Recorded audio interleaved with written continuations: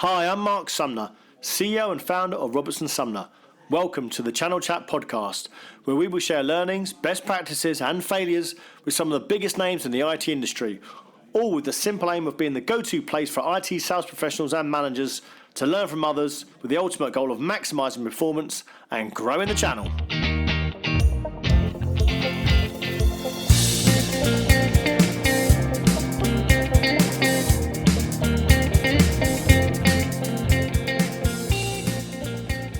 Hello, I'm Mark Sumner, the host of the Channel Chat podcast show, and today I am joined by no other than Niall McGrane. Hi Mark. How are you doing? Yeah, very good, thank you. Good. Well, obviously I know you, Niall, but for those who don't know, I'm hoping you can just give yourself an introduction and who you are and where you've been. Sure. My name is Niall McGrane. I've worked in the IT channel in the UK since the late 80s. Seen a lot of change through those years and moved around a little bit. I think in my heart it's all about distribution and how to make the channel work, and that's what I've spent most of my career doing. Perfect. So the first question I always get the guests to kick off with is how they actually got into sales. So where was your first step into IT sales? Yeah, so I was actually ironically in a purchasing team at a small distributor who became a very large distributor, and it turned out after the sales director came to me one day and said that I was basically running two of the biggest accounts that we had, where I was selling just based on relationship. Purchasing. I was based in the purchasing team, yeah. So I heard about this thing called commission. Had a very quick chat. He threw me into sales, gave me my first start in sales, and I've worked up from there. So always been in a sales role ever since. But I think the key lesson for me was it came about because of relationships, and I've been a fan of that ever since. So your first role in sales, what was it actually? Is it telesales? Yeah, internal sales. I was an account manager at a distributor. Right. Okay. And then how did you progress through there in the company? So I think I always wanted to go on every training course, understand the technology. I also spent a lot of time talking to my partners about what their challenges were, so I could understand where we could fit. I worked with directly a one-on-one relationship with an external. I changed the model a little bit in that I took over his diary, so I set up the appointments for his account. So I ran his week. Right. He would come in one day a week. We would have an update. I would do all the background, the visit reports, etc. But it meant I was always on top of what the opportunities, the pipeline, the challenges, etc. were, and it worked very well. And I worked my way up to run a division within that distributor. You went to management in that company, and that was C2000. C2000, yeah, way back before it was C2000, but yeah, eventually it became C2000. And what was the management role you were doing there? So I was running they called it the network and communications division. So I was running that for up until the time I left, which was about 2 years. Right, okay. And then once you joined there, where was the next move after that? So I got approached by a consultant friend of mine to take up an opportunity with a reseller. He wanted someone to take that on, so I ran my own reseller for about 1.5 years. Wow, okay. Focused around Microsoft. So back in the days of MULP and licensing, and nobody could understand it. It was a great opportunity. I have to say, Fast were very proactive at the time, so that was great. If I could have followed Fast around, I'd have made even more money. But unfortunately, the owners had some issues, and we folded it down. And from there, I went into Vendorland at Cabletron. Okay, and what sort of vendor were they, Cabletron? So Cabletron were an interesting vendor. They had very good technology. It was all switches and routers, and they had some very, very clever network management software. At one point, previous to me getting there, they were about the same size as Cisco, but Cisco went to a channel model. Right. Cabletron didn't. And so by the time I was brought on, it was to help transform their direct business into a channel model. So very interesting 3 years there. But I think they sort of missed the boat, because Cabletron eventually it just broke up into 4 different elements and sort of faded. While Cisco went on to become the monster that we know today. And what role were you doing there at Cabletron? Was it management or channel or? So it was a bit of both. It was trying to bring on partners. Cabletron had a mixed reputation, I think it's fair to say. They wanted to get the benefit of a channel, didn't quite know how to go about it, so they brought me on board to recruit and develop a channel. I designed a complete partner program which they rolled out over the world. So it was a combination of both. I was out seeing partners. I was helping to shape the proposition, I guess, and what the value was for partners to come on board. Right. Okay. And then I noticed you went back to Computer 2000 for a bit. Yes, I did. I got approached by C2000 they'd recently acquired Aslan, as it was then, and it wasn't. I wasn't particularly keen to go back to Broadline, but the proposition was basically to try and help retain the value add reputation that Aslan had with the scale and reach of C2000. But unfortunately, it was very difficult to retain that value add proposition and reputation that they had within what's such a massive environment. It's very difficult to operate with agility. Okay, and then move us on through your career after that. So was it Alasso then? Yeah, so it was Alasso. No, Alasso I left to join Aslan, so that's when I went back. Right, okay. I was the sales director at Alasso for I think about 3 years. Then I was on to back to C2000, and I think from there I moved to another distributor called McGrane. McGrane were a German-based European distributor. They acquired Alasso, and the group that owned Alasso in the UK had retained the UK piece. So McGrane came back for me and asked me could I help set up from scratch because they couldn't buy the UK entity. So that was a very interesting time. Great company to work for. But interestingly, the relationships that they had through their acquisitions across Europe didn't change the landscape in the UK. So we had to literally build up a security practice from scratch with potentially new vendors in the portfolio. So it was a good challenge, let's put it that way. But it was a very interesting approach. It was the first distributor that I found that took a little bit more of a consultative approach to its selling, and that led me into how to educate our own salespeople about what's important, what you should know, etc. I think I mentioned earlier, at C2000 I was soaking up every training course, every technology course I could find. And I think that's really important, not to a deep technical level, but to understand what the proposition is around any technology, I think is very important. So would you give advice to some people going into sort of their first sort of sales role or the first role at a distributor? Would that be good advice to sort of soak up every technology and every training course? Absolutely. I think the real power, I guess, and the real value is the knowledge that you have, and it's not always about how to program it or user interfaces and etc. It's really about understanding what are the benefits of this technology as opposed to what it does. So and then being able to apply that into conversations. I think the more you have knowledge, the more powerful it can be. Not that it's in sort of the roles that I've always had technical people behind me, but in a lot of cases you have to, crudely I describe it as selling the sizzle, but making sure there is a sausage, because selling the sizzle with no sausage to deliver is a disaster, and it's a credibility issue.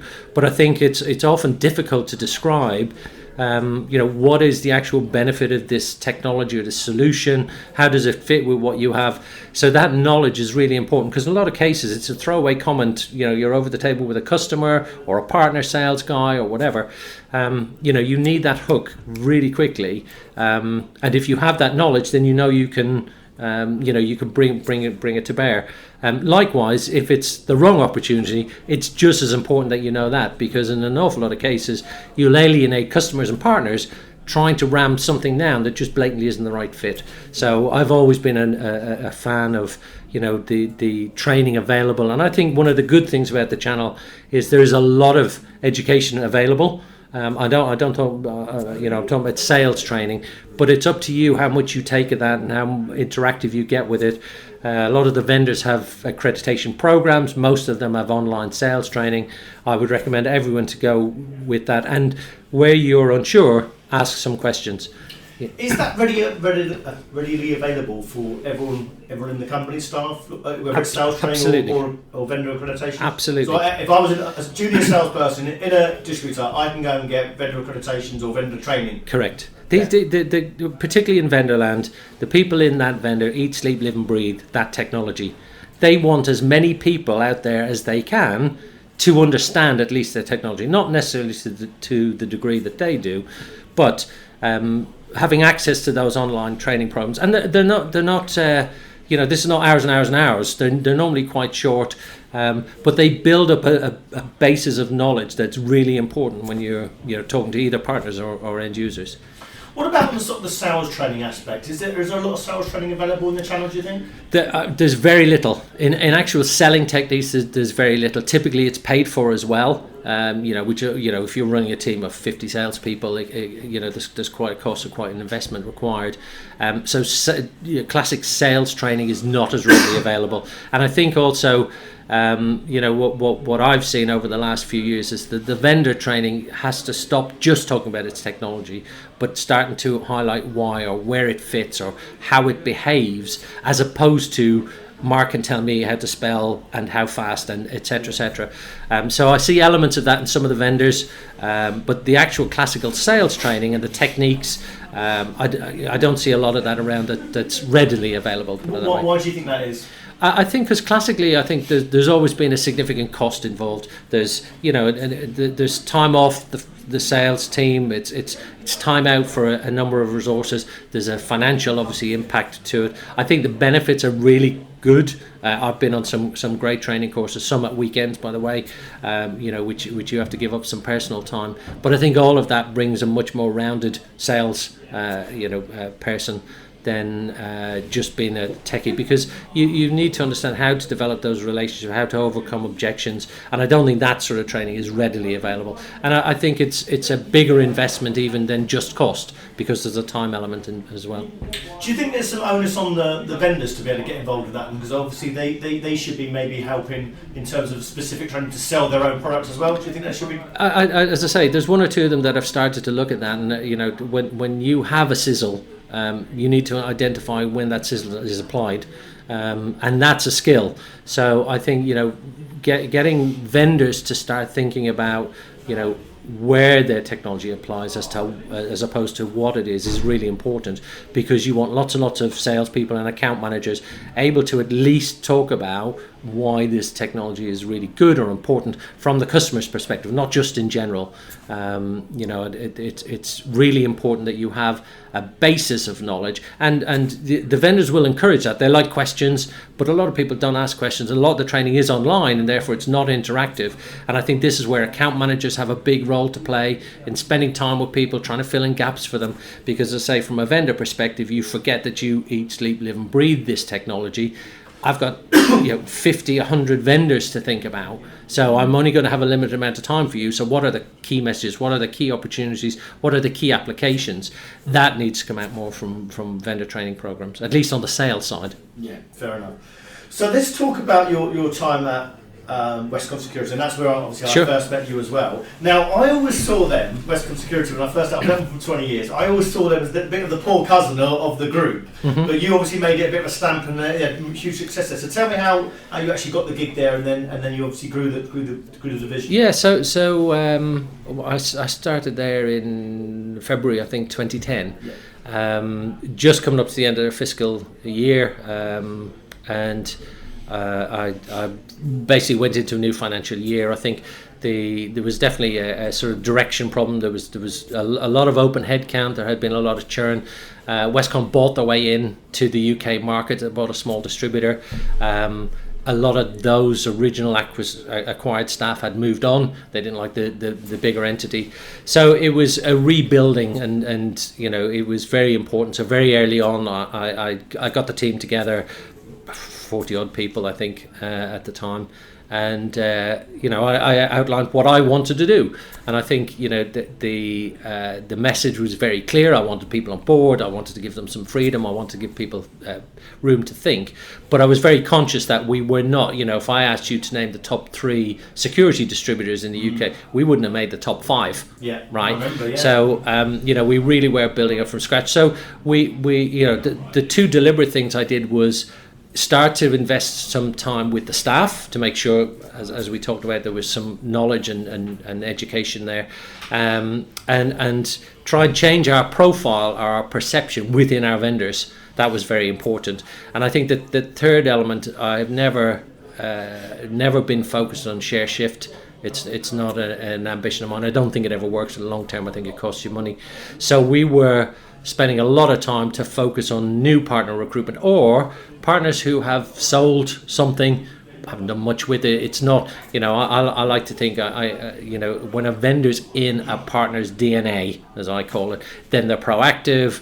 I don't mind to what extent, but that was the focus that we took. So it was very much around business development. I've always had a business development focus, and that's what we started to do. So, I think we took the business in 7 years from 40 million to about 160 million.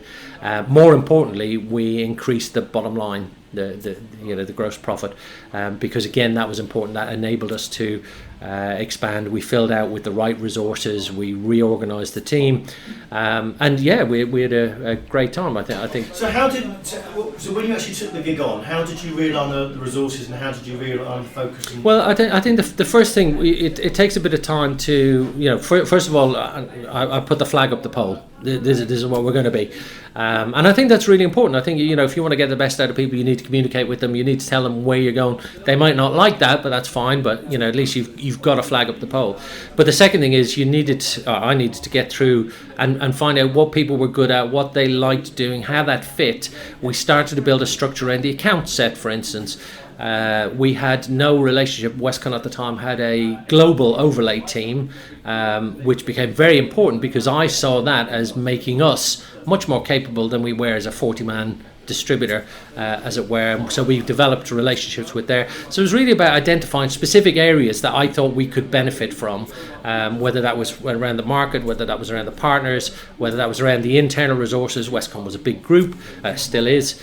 It was really identifying where we could make the most benefit of that. Did you change the vendor portfolio at all? Or not dramatically. I mean, we had 4 or 5 core vendors. I think the biggest one we signed up in my time was Palo. We signed some others. I was very keen to try and get, I was calling it an emerging tech team, because I was very conscious that you need, as a distributor, to keep identifying those new technologies that are coming. If you go back far enough, Palo Alto, nobody could spell it. It wasn't a brand. Now it's been massively successful, which is great. But I wanted a way to bring some of those technologies to market in a sensible way that was complementary to what our portfolio was. So most of the signings that we did and most of the additions to the portfolio, they fit in somewhere around one of our core vendors, because traditionally they're not big enough on their own to have a team, an overlay, a marketing, etc. I think towards the end of my time there, we were starting to see some traction. We had some good names in there. So when you go into a business like that and you're obviously changing the structure, or you're changing the sort of go-to-market, how do you actually approach something like that when you maybe haven't got everyone on board, or you haven't got everyone sort of agreeing that the right way of doing it? How do you actually go about approaching that? I think the 2 things. I mean, I didn't just restructure. So as I said, there was a period over the first couple of months where I sat down with every individual where they were. I think the other thing that I did very early on was pull all the elements of the business together. So it wasn't just sales, it wasn't just pre-sales, it wasn't just order admin. I brought the whole team together. We moved around physically in the building at the time, but I wanted everyone to feel a part of that. And in actual fact, it wasn't predicted by me, but probably within the first 6 months, I had people in the team who would tell me there's a potential problem with so-and-so or there or whatever, because people were motivated again and cared. And I think that's really important. If you have a consultative management style, which I like to think I have, then I encouraged people to have ideas, to have opinions, but people started to care about where we were going. And so if there was problems, I mightn't necessarily know, but somebody would give me a heads up, which is a fantastic position to be in. So the team that we built there was second to none. They've all gone on to do fantastic things since then, and it was a great time. It was. People were aware of us. We knew we were being successful. The vendors knew we were being successful. The partners liked us. I remember going way back to the early days. One of the reasons I developed those 2 accounts that I said where I became our biggest customers, I became their first port of call. So when they wanted someone who had I heard of it, even if I didn't do it, I became their first port of call. So I would go off and I would find the time to say, no, you need to buy that from Arrow or Avnet or Asda or wherever it was. But being that first port of call, so in terms of the partner base, I asked all of my account managers to officially become the second supplier for each of our vendors, right. Which seemed a bit strange at the time, but the nature of our business is something will happen, something will change. There's always I wanted to be the first next call, and that became very important. So I was clearly seen not to be just trying to steal business on price, but if something changes, we want to be the next in line. So that strategy worked well. As I say, we reorganized, but it was never a big, this is what we're going to do. It evolved over a period of time. I took a lot of input from the team, particularly the sort of sales managers, and I think they responded well to that. They hadn't had that before. I don't personally like statistic-driven sales. I don't think that works. I'd much rather you had an hour-long conversation, because if you've got a relationship where you can have that with a customer or a partner, I'd rather that than you crank out 50 calls that generates 2 conversations. So, those relationships have always been critical to me. I needed people who could understand that and spend time with them. This is what I don't understand the channel today. It's sort of managed by remote, which is strange. So do you think, did you have KPI call stats and sort of stuff? How did you actually manage the staff? So we had some KPIs, and they were bonus driven, so they didn't relate to your commission. So the number was always the driver, and the number was based around the profit. Right. So we had that right through the team. Statistically, we had some KPIs, but they would generate specific things. So it might be, rather than just call stats, it might be training. For instance, everyone has to be certified by the end of this quarter on these 4 vendors, etc. We would do things like every internal sales has to add 2 new contacts per account that they manage. So we would do those sort of things, but they were more bonus related than actual driving commission, and it gave people a lot of freedom, but gave them some direction, which I think is important, because it showed them the value of what they were doing, as opposed to just saying please do this, and it worked really well. Culture is a big thing at the moment in the channel. So people saying, oh yeah, I'm looking to adjust the culture of my company. You've obviously done a few things there to adjust the culture of Westcon by getting some feedback from the staff. What other things did you actually do to address the culture of the business? I think once a quarter, like it or not, we had a big team night out, typically around the weekend. But again, it was important that there were the right relationships developed in the team. Particularly in distribution, you typically have some sales and you have some product, and then they have to work together and work out how best. So that was important, and we had some, dare I say, some really good nights out. But it generated a bond that you can't get without it. And then we started to do that with some of the partners. So, typically we would not host, but help with nights out that the partners were doing, or we would host them. Anything to drive that relationship, so you were the first call, you were the top of mind, even if your vendor that you might be talking about would not be the big one. That relationship was critical. Because am I right in thinking in the channel in general, there's a perception of the channel's quite reactive, isn't there? Yeah, I think. What's your view on that? A lot of people say to me the channel's very reactive. They don't really add value. Yeah. Why is that? Yes, I think it's been really interesting in the last 2 years I've been at Starlink. It's much more in the mature market. So the UK, Germany, they're typically more reactive. If you get into some of the small, like Benelux, like the South and Spain and Italy, and anywhere in Eastern Europe, they're less tired it's hard to describe, but they're much more interested in, and when you're talking about some technology, they're thinking, oh, I've got so-and-so, I need to go and talk to them. They're already on it. I think in the UK and as I say, Germany, it's very hard to move away from the big one. So if you're an account manager, for instance, and I'm selling this smaller niche vendor, you're living and dying by your Cisco sales or your Palo sales or your Checkpoint or whatever it is. And so you need to understand how to get a little bit of your mind share, because it's not going to change your world. And I think the general perception is the channel's doing okay. There was a very big reseller we were working with. We sat down, we took some of their account managers out to lunch, and they're doing very well, thank you very much. But they're selling 2 products.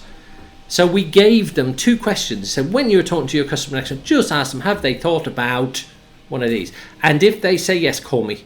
It was as simple as that. We didn't train them on the technology, and that was unusual. They loved it, by the way, because they're hitting their number, they're earning the commission, they're selling 2 products. They saw this as upside, because the margin model is typically different when there's a bit of work involved, and they loved it. So we within the first month of that, with 5 or 6 of them we had to lunch, we generated 12 new opportunities just through the relationships they had, and they were happy to go and ask a question. Not that they could take it much further, but that was all we wanted them to do. So there's a way to engage with the channel, and it involves people. And you need to, and goes right back to what I said about the training. I've sat through hours and hours and hours of product presentations and then asked, who cares about this?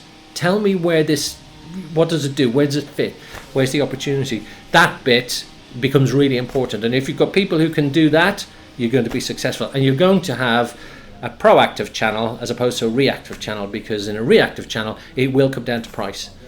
And in this sort of reactive channel, if a new vendor came into the market and said, look, I've got this fantastic product to compete against Cisco or Palo Alto or whoever, if they can't get the channel to actually adopt that and actually get that to market, what chance are they actually getting that new product in the market anyway? So there's 2 things. I mean, one, you have to be very clear about, it's not just about replacing some existing technology that's out there, particularly with channel partners. They've made some sort of investment. They've either trained engineers or the pre-sales or et cetera, et cetera. So you have to, it's not just about my product's better than that one.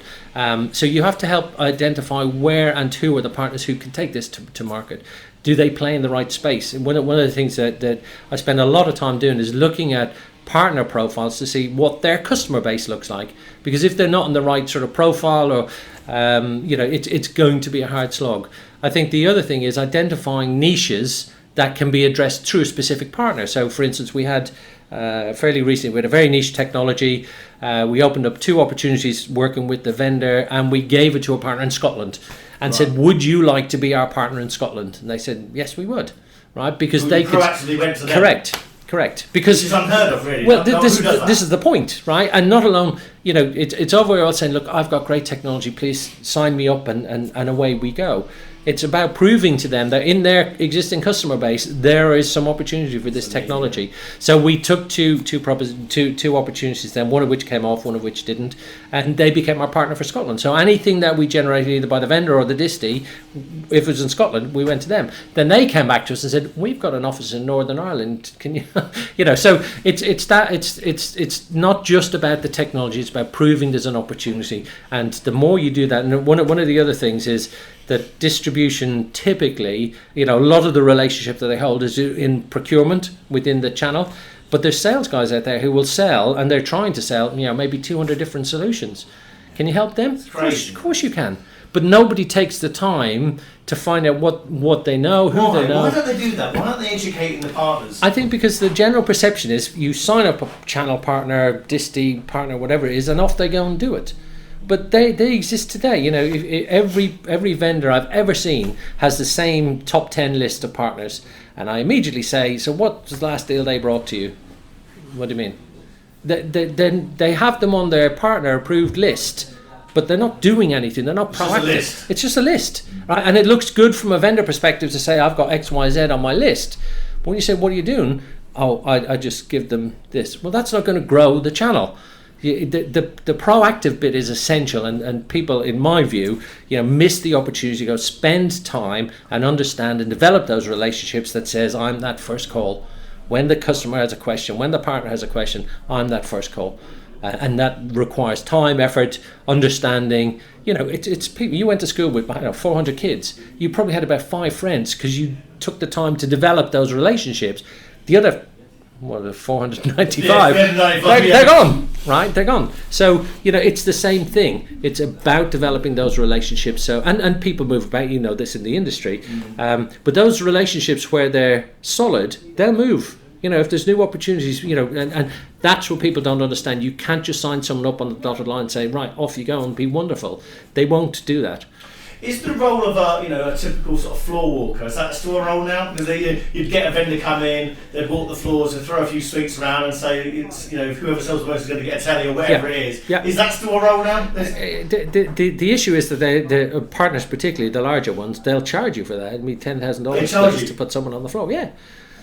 Really? Yeah, literally, they'll charge you. I didn't know that. Yeah, and I think the a reseller will charge a vendor to come and walk the floor and educate their sales guys. Yeah.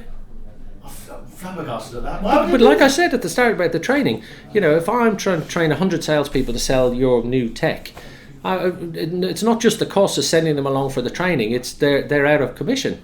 Right, these guys that we met is a very big, $1 billion plus organization. They're selling to vendors. They know the way around those 2 vendors. They're hitting their target. They're earning commission. Why the hell should they give a damn about your product? You've got to help them.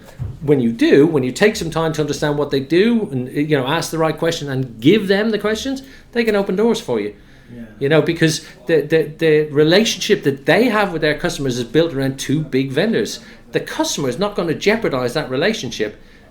Do you understand what I mean? So it's about understanding how to make the channel work for you, as opposed to just saying, I've signed them up, they're a great partner. What did they do? Are you part of their marketing program? Are you talking to their account managers? There was a great scenario where we were working with a reseller, personal relationship, and they wanted to basically there's a big gambling fraternity, so all the big brands, a lot of them are based down in Gibraltar, and we wanted to host them on a boat, blah blah blah, and give them 10-minute spiel. That came about through asking the partner, what do you do to go to market? How do you? I mean, it wasn't anything I dreamt up, but actually asking the question, they came back with this, and I said, cool, wouldn't I love a piece of that? Yeah. Right, so if you don't take the time to understand their business, their customers, where they go to market, then you're not going to get that proactivity. You're not going to be that first phone call. You're not top of mind. So vendor partner programs, again, yes. a big talking point in the market. What's your view on them? Do they work? Yeah, I mean, the vendor partner programs, they're sort of formalized arrangements for, and obviously you want to encourage partners to move up the stack. There are benefits and there are costs. You make some investment. And again, if you go back to something I said earlier, a vendor wants as many people in the marketplace to understand the products as well as possible. And so it is a way to measure that. But I think the content is not always there, and we talked a little bit about that already. The hardest thing for a vendor is to come back to you and say, Mark, you were supposed to have 4 engineers trained and you've only had 2, and I've told you about it and you haven't got the 2 trained, so I'm going to drop you down a level or kick you out of the program or whatever. It's very difficult to do that because you might be a significant partner. So I think the way they're implemented, and there are some very, very good examples of partner programs out there, but I think the smaller vendors create these programs with no idea. There's a stage before you pitch a program. So I can draw up a program, take me a day, a lovely program with all the benefits, the co-op and the rebates and et cetera. If you haven't got partners who want to come into that program, there's no point in having the program, because they haven't understood yet there is opportunity for this technology in my customer base. Right, and we had 1 or 2 examples where I had partners ring me up to say, I lost the deal to so-and-so because you were working with them. Why is that? I said, because I asked you about 2 months ago and you said, no, I'm too small or I'm too niche or I'm too whatever. But you take a customer away and they want to know more. So the vendor programs, I understand, it's a tool, and in some cases I say it works really well. But I think the way it's implemented, things like prescriptive marketing, those sort of prescriptive programs. What do you mean by that? So if a vendor builds a marketing in a box, or they give access to their authorized partners to some sort of marketing program, you need to be able to tailor that to whatever that partner does in terms of its customer base, in terms of go-to-market, in terms of other activities or events it's attending. So there needs to be a little bit more flexibility in that than just saying, if you do X, Y, and Z, you can have X amount of marketing funds. And I think the other thing is there is a lot of skepticism within the vendors that it's just to help them fund a stand or a presence or and the ROI is always has been very difficult to deliver, to define. If I go and attend an event, we had one project that came about, was about, for us it was a big deal, it was about 850k, it took 10 months to come through. That never hit the ROI on the event that we attended because it was so far back. So it is very difficult, and I do understand that. But basically, if you're going to spend some money, do we both agree, Mr. Vendor, Mr. Partner, if the distributor is involved as well, that this is a good use of funds? So I think the flexibility within the programs needs to be there just to make it more effective. One size doesn't fit all; it never will. How do I make that available? How do I get the messaging out? We talked earlier about sizzle and sausage. Yeah. Stop talking to me about the sausage. Tell me the sizzle, and then let's go play with that. So, in your opinion, how could we make the channel work better? What would the sort of 2 or 3 things that we could do straight away to make it work easier? I think lose the perception that signing up the channel makes it work. Right. Okay, it doesn't. That's the first thing. The second thing is get people who are willing to put some passion, time, investment into making the channel work. I think they're the 2 critical factors. If you've got people who understand how to make the channel work for them, they inevitably are successful, all the way through the chain. Okay, great. Social media has been a big topic of debate for us in our recruitment world, and for us, we go around to companies to try and educate them how to gain awareness in the market. So if no one's ever heard of them, you're going to have to use social media as a platform. What's your view on sort of social media for salespeople using that to promote themselves? What do you think about that? It's a long, and I'd have to have a think about it, to be fair. I think social media has, to me, and I'm a different generation, you've got sort of work social media, so things like LinkedIn, and etc. And then you've got the other social media, which my children are much more adept at than I am. So I think it's very difficult. I think the relationship bit is what leads to it. So if you're sales account manager, whether you're a partner, whether you're a distributor, whether you're at a vendor, those relationships, if they lead to social media, that's great. I don't think I'm going to turn over a new CISO relationship somewhere because I'm proactive on Facebook or whatever it is. So I think there is a distinction between work-related social media and social media. But I think there are tools out there, and again, there's a lot of ignorance about how to use it, how best to maximize it, and again, the targeted campaigns that we did. We did a lot of profiling of the customers we were trying to bring to an event or get a message to, etc. I think things like LinkedIn have absolutely got a function and a place. I think they work very well, but I think there's an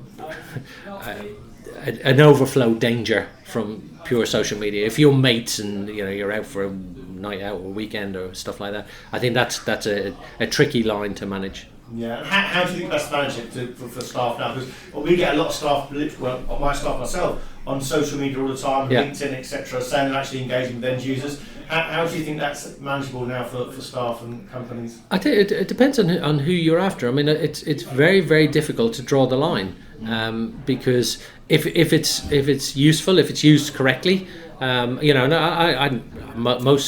I think most people under 30 probably have 2, 3, 4 different Instagram profiles, for instance. One is private, one is X.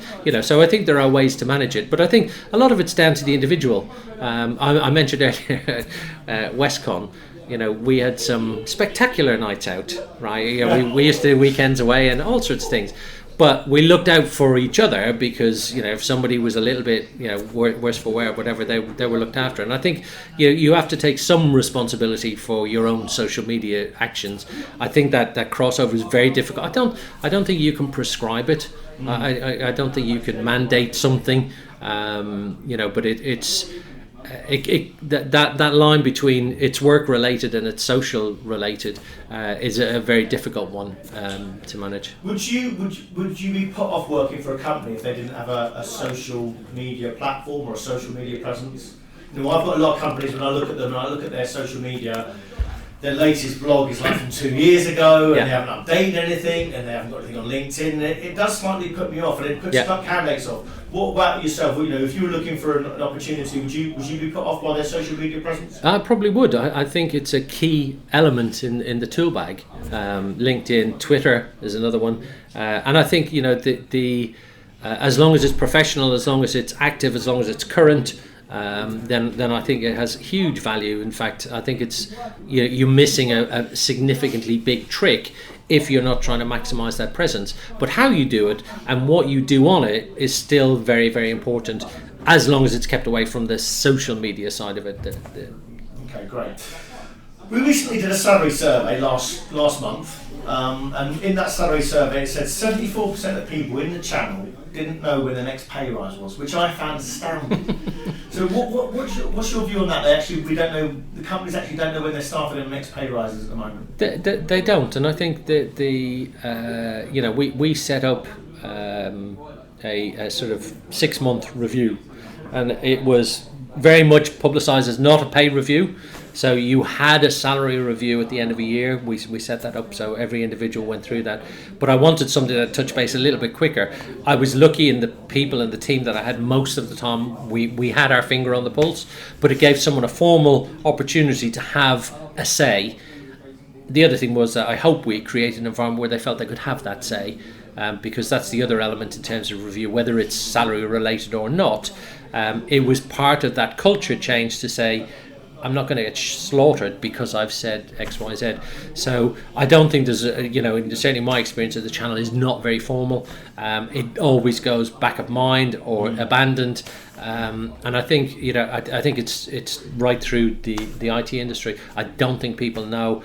I think there's a lot of pressure to say, as you join, that's your negotiating slot. As you join a company, and if you mess that up, you don't go back to them in 6 months. Yeah. So, but I think the other thing is the commission element of people's packages is usually very strong, and obviously what you want to do is pay for encouraging the right sort of sales. So I think the actual pay rise bit becomes less important. Yeah. If I'm earning 30k or 32k.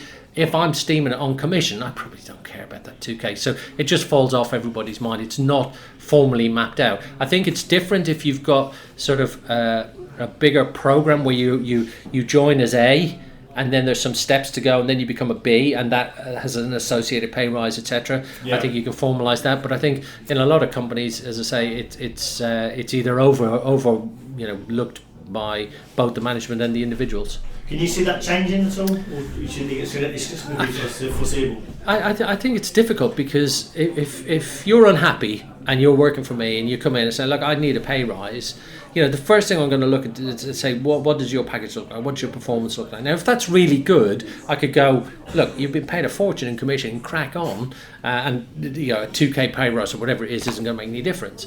On the other hand, psychologically, it might be much more important to you that you get the 2k. You won't get that if your performance is really poor, right? I'm going to say, well, why do you think you deserve that? So, and I think the other thing is, and I used to have a massive problem with people who come in and say, I want a pay rise because so-and-so got one. It just drives me. Well, I do the same job as them. Well, actually, no, you don't, etc., etc. So, there are conversations that you can have. I do think it's a challenge. I don't think it'll ever be formalised unless you've got people whose job it is to, the HR resources, etc. They help, because they don't let you go, I'll do Monday, I have to move that to next week, I've got a big deal on. It's very difficult to get it profiled correctly. But I think more importantly than that is the environment where you feel you can come to me and say, look, I've been busting my chops, I think I deserve we can have that conversation if you've got that sort of environment. Fair enough. What do you see as the next big game changer in our industry? The next big thing? Oh, good Lord. I don't know. I think the move to mobility, the Internet of Things, I think the amount of data and around all of that, there's a massive security implication, whether it's storage, whether it's data center, whether it's a move to the cloud. If you sign up for a secure service, there are ways to interpret how secure that is, etc. So I think the security space is really, really interesting. Yeah. But the danger is that, if you look at a typical SIM today, you're trying to filter down the information, down the false positives. I've got this tool over here, I've got that tool over there. It's all feeding up into this beautiful, how do I make sense of it? I need to have tools that help with that data. So I think, as data has exploded, I think the management of that is massive, and the access to the security. Metro Bank recently, I mean, from a security perspective, there's breaches all over the place. I think the explosion of data, the automation, AI, how do we use that? They're sort of massive factors, but it's really around the data management. How do I get all of this into something that makes sense to me? How do I take my IT guys and aim them at that, because I know that's going to be a problem, or is a problem. And I think, legislation's interesting because it's driving accountability. So it's not just good enough to say, oh, hands up, we got breached. It's how, when, et cetera, et cetera. So I think, that control of that explosion to data is the biggest driver we've got, whether you have to store it, whether you have to secure it, whether you have to find it, whether you have to use it. I think that's the biggest factor. It's accelerated the IT industry beyond anything we've seen. Great. The last couple of questions I've got for you, and you touched on it earlier about self-development. So I think that's a massive part of learning in our industry, and I think the onus is on the individual if they want to self-develop, learn. Now, you said when you first got in C2000, you were taking every course, every training course, every technical course. What's your advice to people now trying to get into the market about self-development themselves? Should they be listening to podcasts, or should they be listening to self-learning books about sales? How should they develop themselves? I think any and all of the above. I think the podcast, I think that element of social media, I think is fantastic. Whether it's LinkedIn, whether it's YouTube, anything that progresses. And I think the other thing is there's particularly in the junior salespeople, they're afraid to ask questions. Okay. Everyone says, oh, there's no such thing as a stupid question, but it might be just relevant for you. It might be that hole in your knowledge. You're talking about X, Y, Z, and you don't know how that fits into an ABC because nobody's told you actually what the ABC is. So you use words and phrases, etc. So I think anything you can do to develop is essential. And I don't mean necessarily technical. If you were a technical bent, you want to go and get and you want to play and you want etc. etc. But I think the self improvement is massive, and I think if it's not important to you, I don't think you'll rise to the top, because I think the only other way to get to really be successful is luck, and luck will run out.